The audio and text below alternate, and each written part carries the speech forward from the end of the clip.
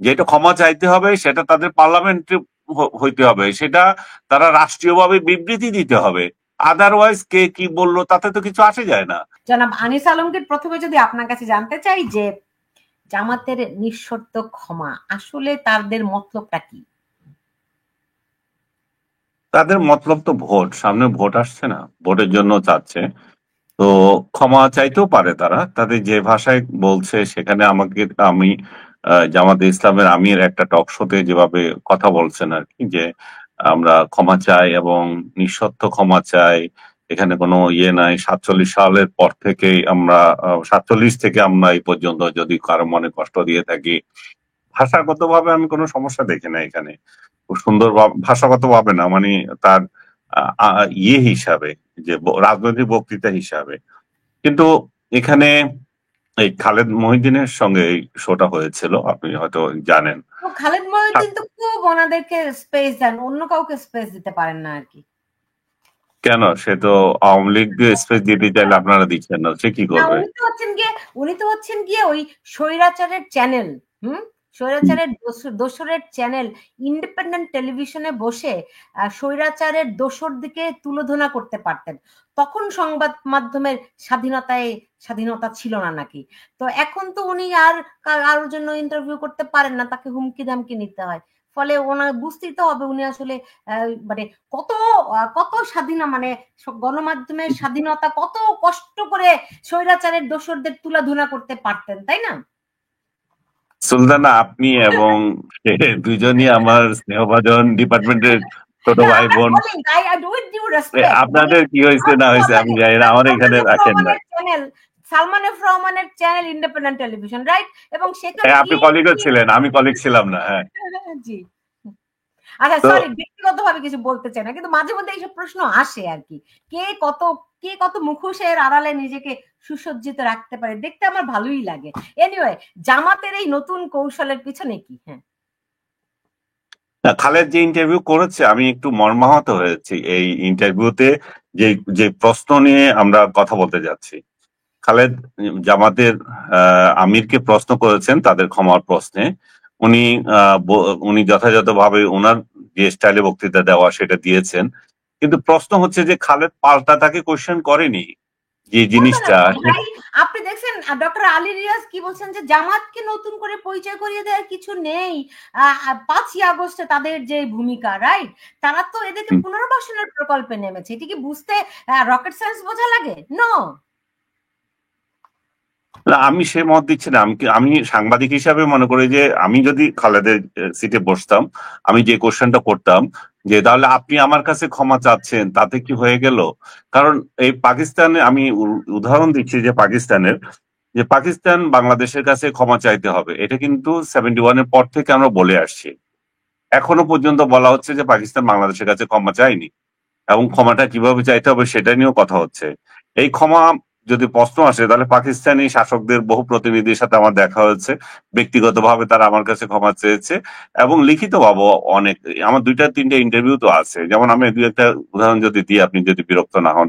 প্রথমে আমি ঢাকায়, প্রথমে আমি ইন্টারভিউ করেছিলাম জামালি, আহ, তাদের একজন প্রাইম মিনিস্টার জাফরুল্লাহ জামালি, এবং উনি পাকিস্তানে ইন্টারভিউটা নিয়েছিলাম আমি।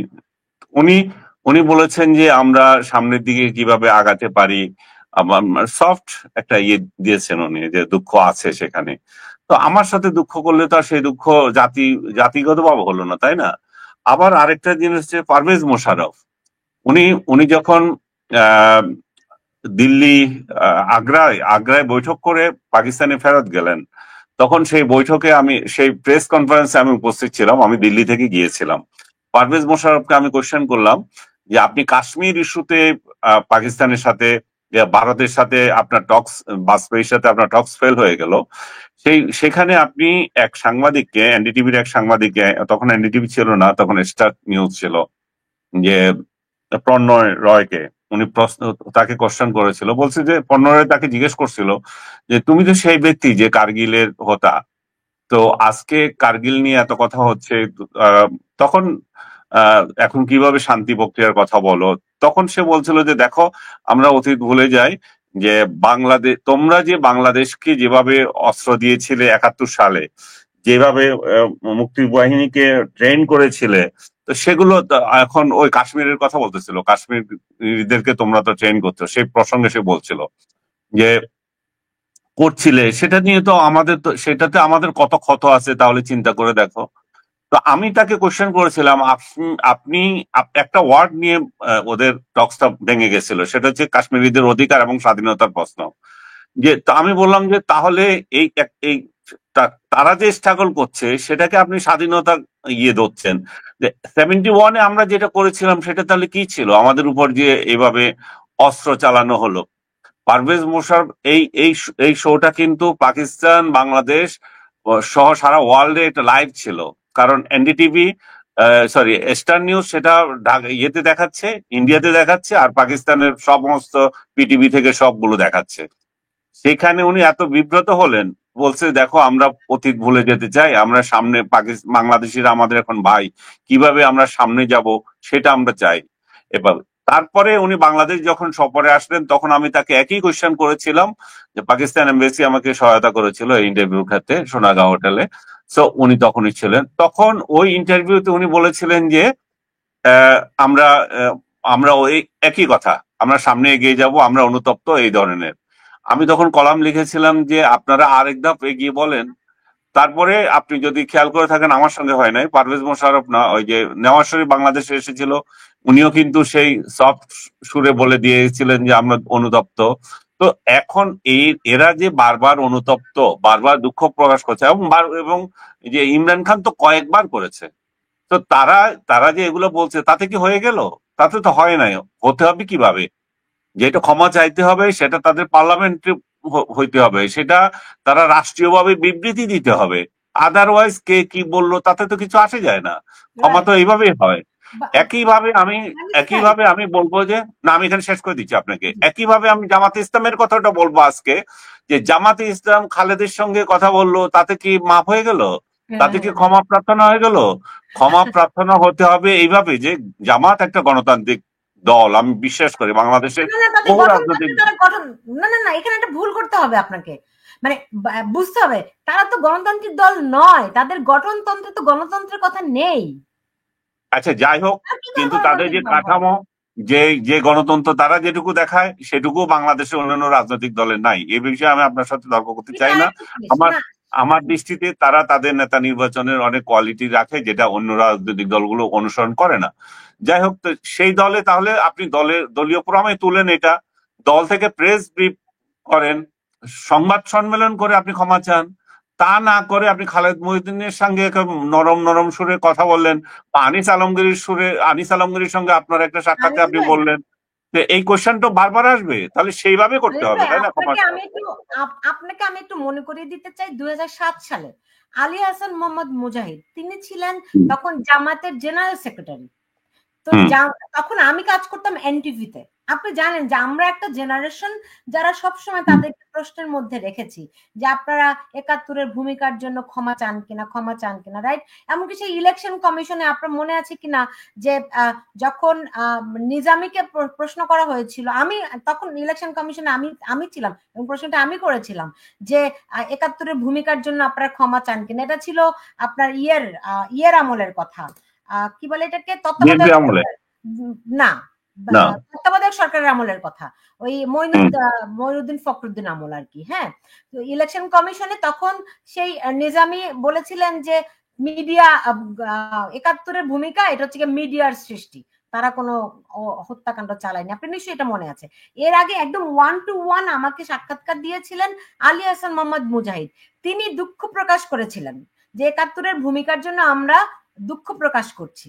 হ্যাঁ, এরপরে ওইটা নিয়ে আমি বিভিন্ন তার এই কমেন্টটুকু নিয়ে আমি বিভিন্ন মুক্তিযোদ্ধাদের কমেন্ট নিয়ে একটা শো পর্যন্ত করেছিলাম এনটিভিতে, তখন এটি 2007 সালের কথা বলছি।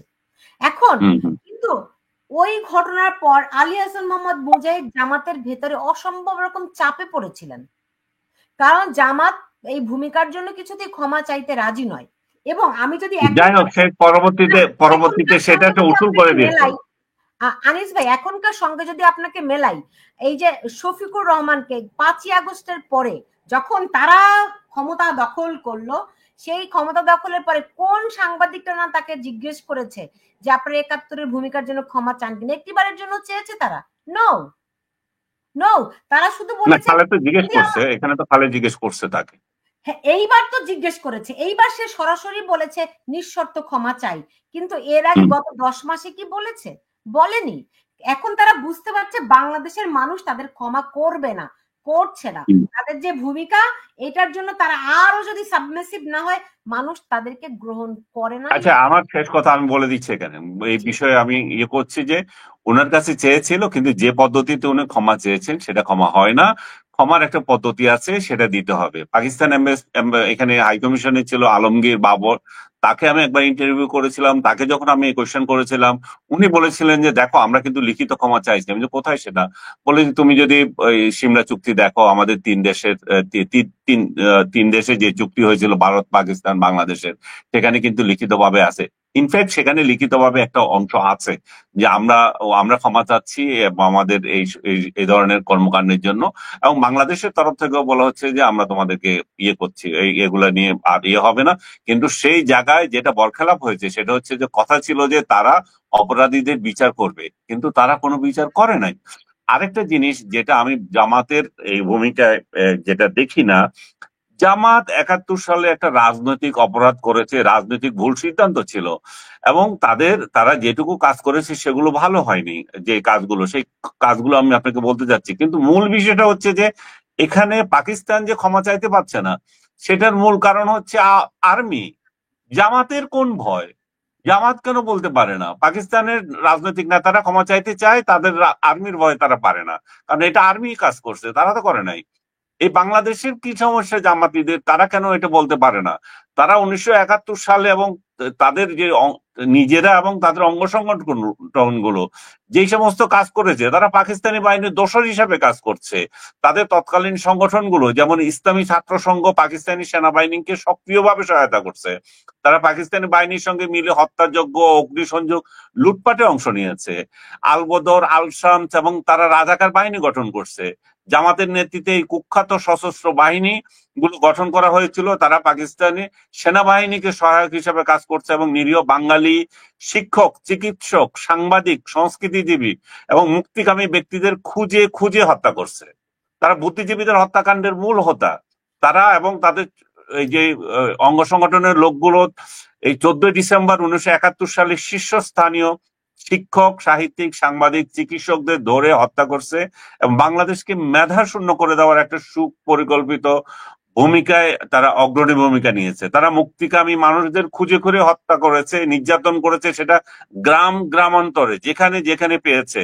সেনাবাহিনীকে পথ নির্দেশনা করছে, তারা দেখাই দিয়েছে কার বাড়িতে যেতে হবে।